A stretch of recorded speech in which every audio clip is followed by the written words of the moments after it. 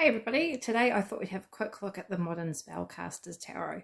I got this in the post the other day, but hadn't yet been able to do an unboxing because there was no free space on my phone. Never mind, we freed it up, so we're ready to go. This is one of the Llewellyn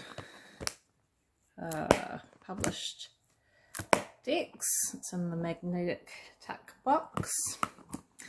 And on the back, it says, rich and classic in symbolism and alive with marvellous detail and colour, Modern Spellcasters Tarot is the perfect choice for improving your divinatory and magic practices. Scott Murphy's stunning artwork showcases the familiar elements of the Rider-Waite in a bold new style featuring ancient pagan mythos, diverse ethnicities, and practical spellwork. Meditate on the cards for heightened spiritual awareness, cast a tarot spell for greater prosperity, connect with the elements for increased personal power, designed for beginners and advanced practitioners alike. This versatile deck will help you create a dynamic union between traditional symbols and today's human experience. So that's a little bit about that. And inside, as always, is the book. And it's got colour pictures, which are always really pretty, and you get roughly about a page and a little bit of information about the card. It talks mainly, the description is mainly about what the hangman is, for example, but there's not so much of a breakdown as to what's happening in the actual picture of the card, so I guess you sort of take from it what you will, but it's neither a here nor there. At the back, it has some spreads that you can do. Another spread, 4-card problem solving, and it ends up with roughly about, without the bibliography, about 240 pages. So quite a handy little reference book. Oh, and inside is the deck. A little ribbon to help you get them out of the box. Oh, and these are the backs. The backs are not really reversible, but and it's the good old Llewellyn cardstock that we all know and love so much. So we've got the Fool, and one thing I like about the Fool, it's got the sun and the moon, so he's sort of stepping off into that liminal space, which I think is quite cool. And the Magician.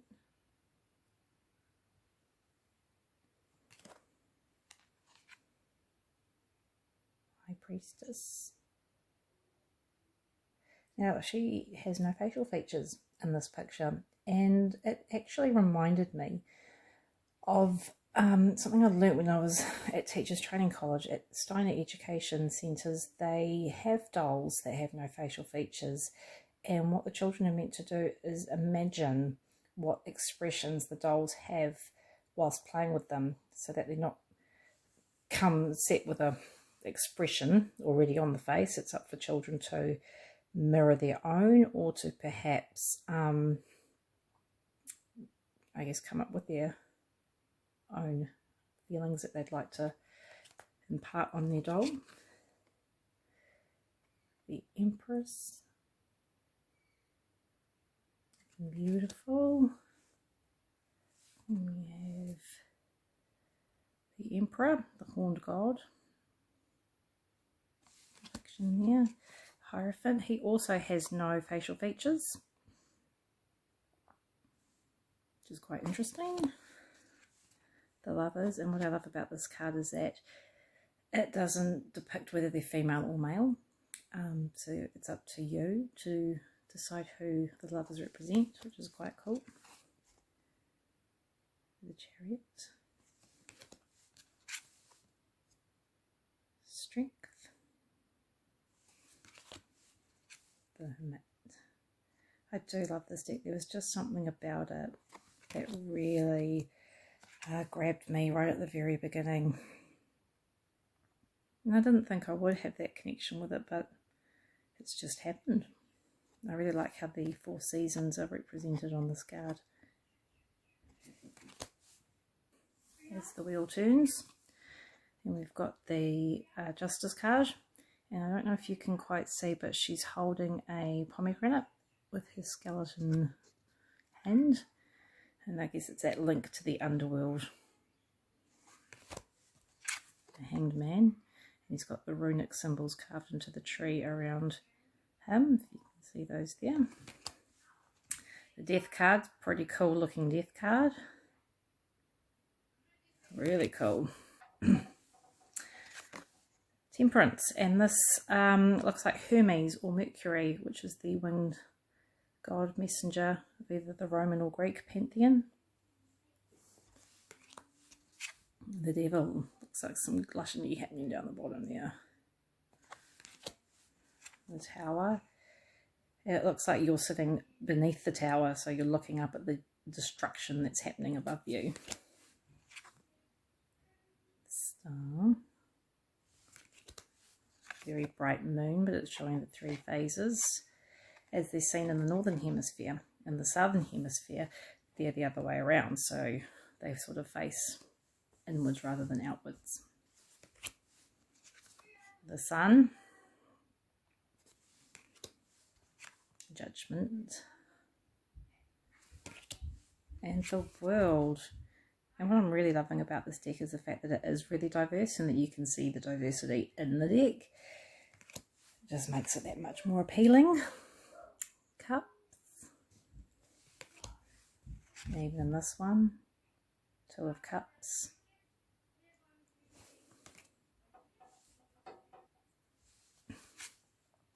Three of Cups. Usually this is depicted by 3 females, so it's nice to see a man in there. 4, 5. I like in this one how they're playing with the cups in the sandpit. And this one's really cool too, with the astrological symbols above the cups. So the moon, Mars, Venus, the sun, Saturn, Jupiter. And that one's lost on me because now, oh, it's going to bug me. It'll come back to me later, hopefully before I finish this video. 8. 9. The Genie. Grant all wishes and desires. And 10. The Page of Cups. This looks like a fun card. I like how the knight's on a salmon, representing that water element. And the Queen. And the King.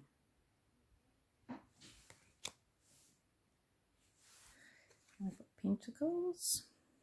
With the little squirrel. 2. Yeah, I sort of like the, it's got a bit of a Green Witch vibe happening to this deck as well, which is quite cool. Takes you back to that time. Modern without being too modern.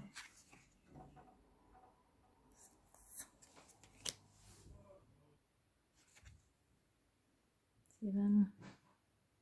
Not sure what those are. Are those like crystals or something that she's got in there? Hard to tell. This one. You can see through this suit that there's quite a lot of similarities with the pentacles being in stone.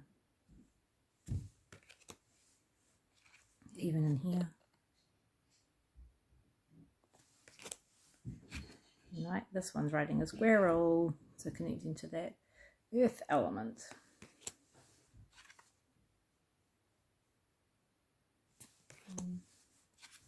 And King. And then wands. It's the Ace. Toes ended up upside down. So this one is the, oh, she's got the hawk there.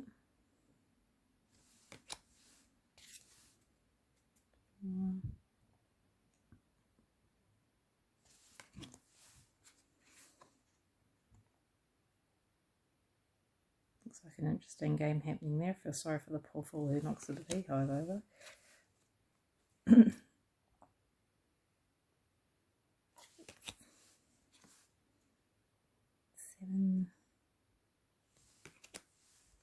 8. I love the background of this card, the beautiful blue. That's really quite striking. 9, 10, carrying his heavy load. Page, looks like he's listening to the bird song and they're just enjoying that. This is the Knight and he's riding the Hawk.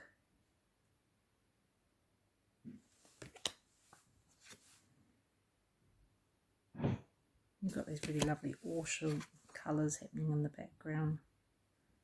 So on this soap, from what I can see, it's looking like that the wands are being linked to the air sign because the sword is in fire.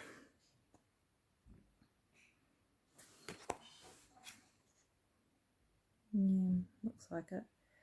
2, 3. I love how they've used an anatomical heart instead of the good old just normal shape heart. I think it's really cool. It's different.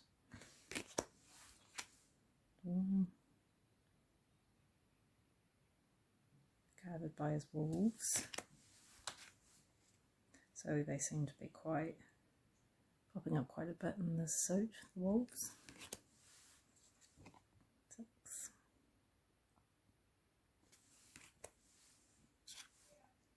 7.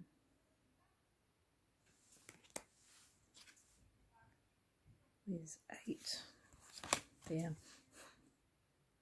So there's that fire in the background there. And then once again, in the candles here. And 10.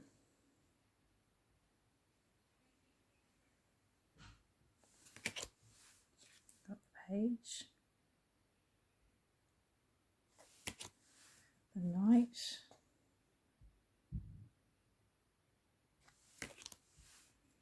Queen. Okay. So yes, that is the modern Spellcasters. Personally, I really love it. I think it's just something that's totally calling to me. One that I really feel I can get connected with and work with. How about you guys? Do you have it? Do you work with it? What do you think? Be interesting to see if you have any comments. But other than that, thank you very much for watching and I'll catch you next time.